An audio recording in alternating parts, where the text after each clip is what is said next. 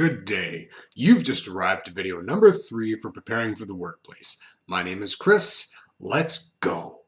So this video will primarily cover the different aspects of the interview process itself. Aspects such as how to practice effective interview techniques. We'll discuss different types of interviews. Identify appropriate questions for the appropriate level of interview.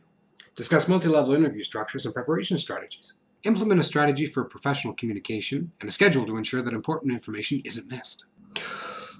How to recognize when to perform relevant follow-up communication after interviews, selecting the most suitable medium for the message, audience, and purpose. And lastly, we'll discuss what kind of relevant follow-up communication is suitable after interviews. So, starting us back at the top, practicing effective interview techniques.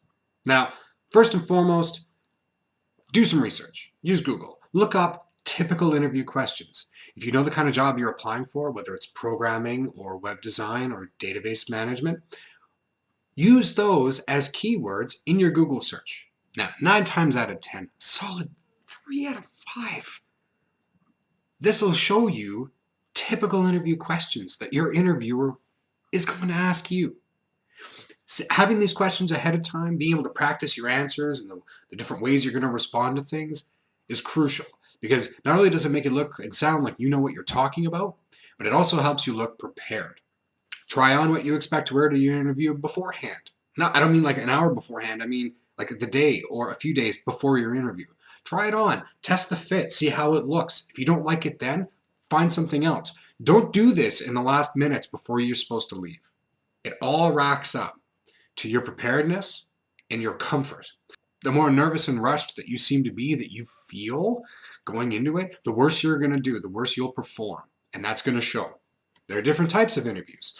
There are interviews done over the phone, in person, by video conference, on demand. Hey, we're ready for an interview right now. Do you have a minute? It happens.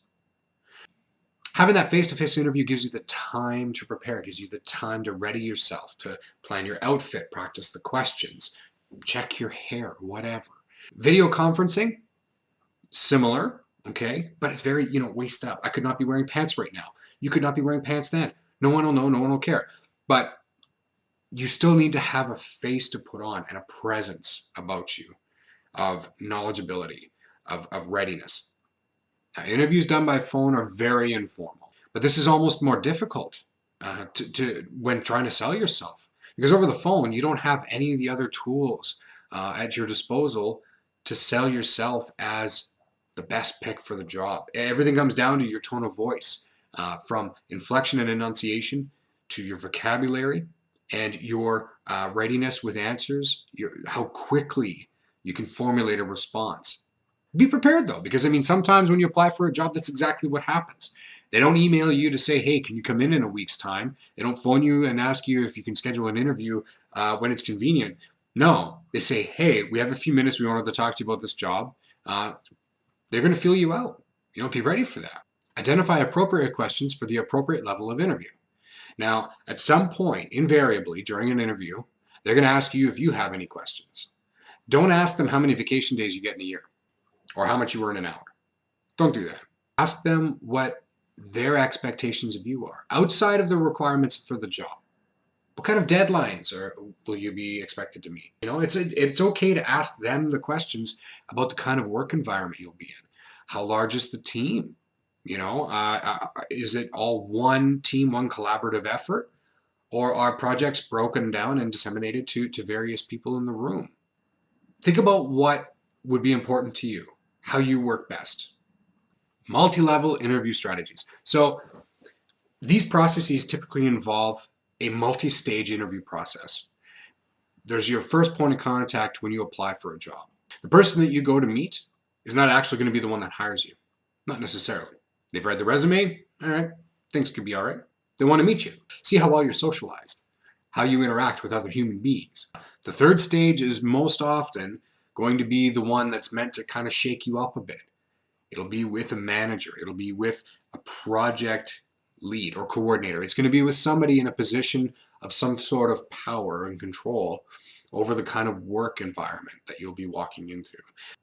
And so being prepared for these different stages is important. It's an educated step, one after the other, not just in severity or importance, but in scrutiny. Being surprised or intimidated by the sudden introduction of who would be your project manager, for example, can shake people up. You know, it can give them pause, make it difficult for them to speak, to be themselves. So go in expecting that the next time could be with somebody who will be that important to you in the workplace.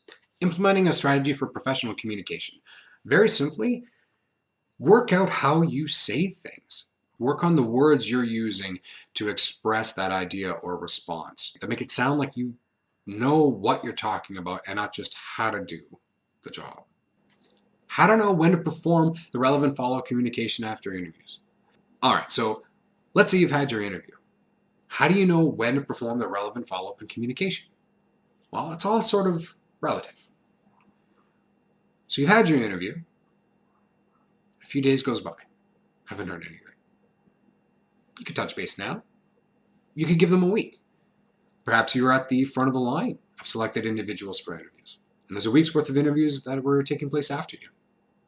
If they're not done with the interview process yet, that may very well be the reason they haven't contacted you. So if you give it a week's time, 5 business days, maybe now's a good time to touch base. Just to see how your interview went. The overall impression of you. A couple more business days goes by, still haven't heard anything. Now's a good time to touch base again. A lot of times employers want to see initiative, but they also want to see that you want this job. Don't jump all over them the moment you walk out the door after the interview. Give them the time to finish the interview process with everybody else too, but also show some initiative. Show some interest on your part for the job.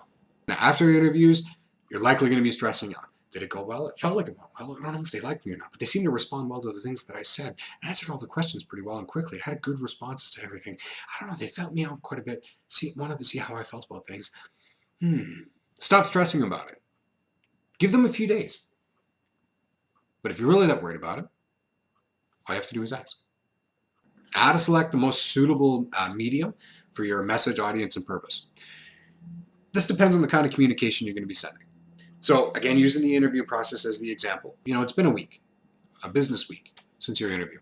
Haven't heard anything. The best thing you can do is walk in the door. Get yourself done up the way you did for the interview. Look nice, presentable, professional. Walk in the door. Talk to somebody face to face. Putting yourself in that position also puts them in that position. They're more likely to address you immediately or more urgently when you're a body in the room that's asking you a question. When you are physically on site, interested in your chances and their perspective of you. A few more business days goes by, you still haven't heard anything. At this point, send an email to your first point of contact. Email them again. Relay the same message that you gave them when you walked in the door to talk to somebody face to face. Give them a few days. Still haven't heard anything? Phone them. The whole point here is to tailor your means of communication to suit the relative urgency of the request. But if you've already been down there face to face, outside and apart from the interview itself, you've already done the legwork. All right. Well, the next step would be something like an email where you can really get your thoughts out there. Some would prefer to go with the phone call first. That's fine. There's nothing wrong with that. In my opinion, a phone call and an email are relatively on par with each other. And that wraps it up for video number 3 for preparing for the workplace. And with that, all the videos for preparing for the workplace. Not sure how I did. I'd like to think I did well, but I guess I'm going to find out. Again, my name is Chris, and hey, thanks for watching.